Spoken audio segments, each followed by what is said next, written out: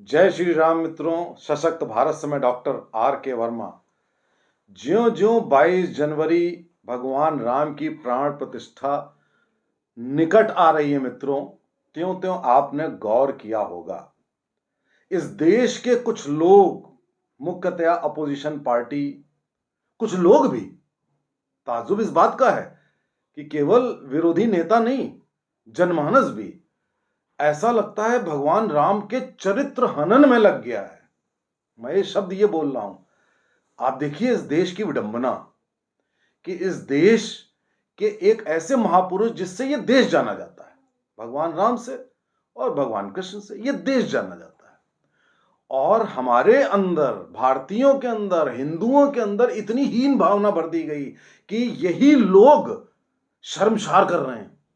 अब देखिए बातें क्या क्या हैं बताएं। अभी कल एक कोई व्यक्ति है, नाम तो उसका लेना ही नहीं चाहिए, वो बोल रहे हैं भगवान राम मांसाहारी थे।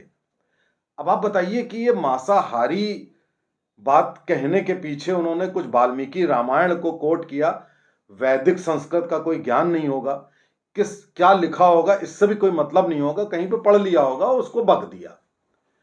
अब देखिए इसके अलावा एक जने मैंने सोशल मीडिया पे पढ़ा कि भाई साहब ये जानने में रामायण बीत गई कि हिरण सोने का नहीं था।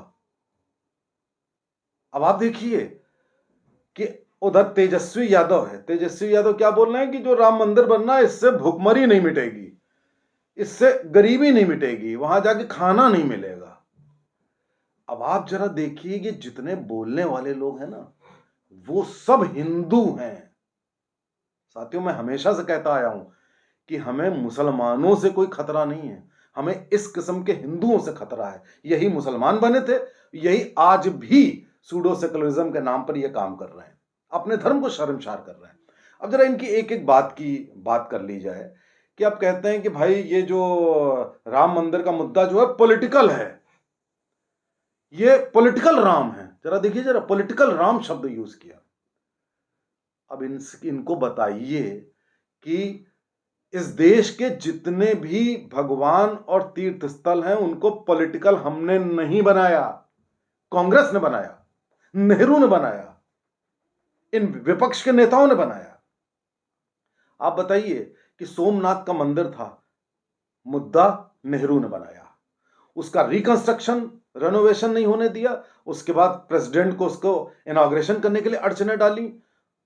यही नहीं, तब राम मंदिर भी बन जाता, लेकिन राम मंदिर में अड़चने डाली 1949-50 में कि वहां की जो मूर्तियां रख दी गई हटाओ उनको।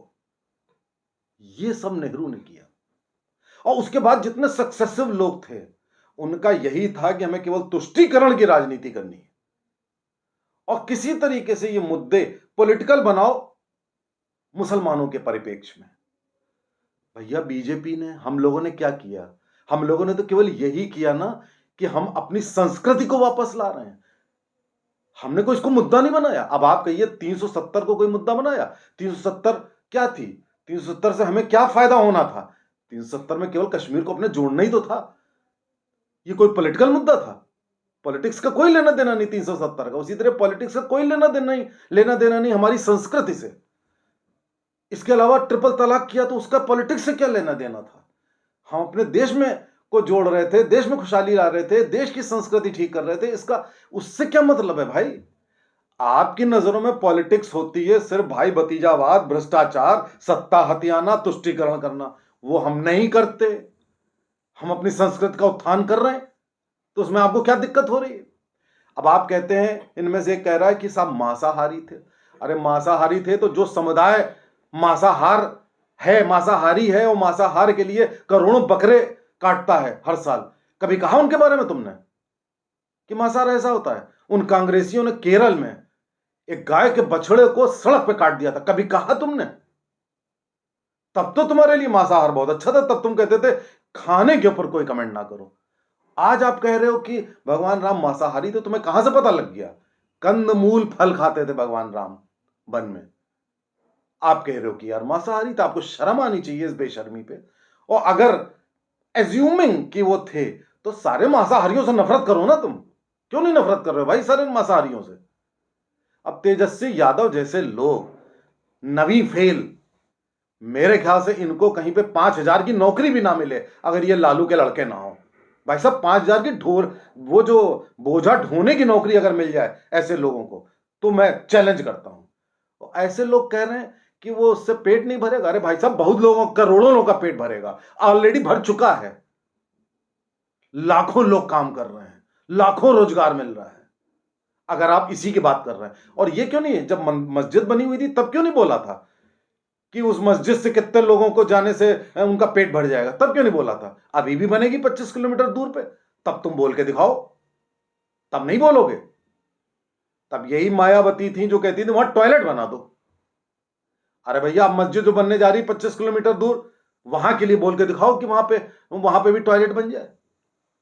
तो आप जो इस तरीके की जो चरित्र हनन कर रहे हो, मैं इसको ये वर्ड बोलूंगा कि कभी कह देते हो कि उन्होंने ये गलत किया, कभी उन्होंने ये ऐसा किया, और इसके सब रिकॉर्ड हैं। एक फेक डॉक्यूमेंट ला करके आप बोल देते हो कि ये चरित्र हनन करने लगते हो। साथियों, अब इन्होंने, जैसे कि यज्ञ होता है तो ये राक्षस हड्डी डालते हैं ना, ये हड्डी डालने वाले वही राक्षस हैं ये। और इनको बहुत जल्दी समझ में आ जाएगा कि इस देश की संस्कृति बदल रही है। केवल ये राम मंदिर नहीं बन रहा है, इस देश की संस्कृति बदल रही है। सांस्कृतिक उत्थान करना सबसे बड़ी राजनीति होती है। राजनीति कोई खराब शब्द नहीं होता है। राजनीति करने का मतलब राजनीति एक सामाजिक और सांस्कृतिक सेवा होती है। आपने इसको गलत बना रखा है। आपने इसकी परिभाषा बना रखी है भौकाली और भ्रष्टाचार वाली संस्कृति। तो साथियों, इन जितने ये जो हड्डी डाल रहे हैं और जितने ये भगवान राम का चरित्र हनन कर रहे हैं, इनको जवाब दीजिए। सोशल मीडिया पर जवाब दीजिए, गली सड़कों पर जवाब दीजिए। ये अपने जो ये इनका गलत उद्देश्य है उसमें ये सफल ना होने पाए। ये जो खिसिया करके सोच रहे हैं कि जितना विघन डालो, जितनी ऐसी बातें करो तो लोग डाउन हो जाएंगे, ऐसा नहीं है। दिन पर दिन 22 जनवरी उसके बाद भी हमारा मोराल और हमारा ऊर्जा आसमान पर होगी। जय श्री राम।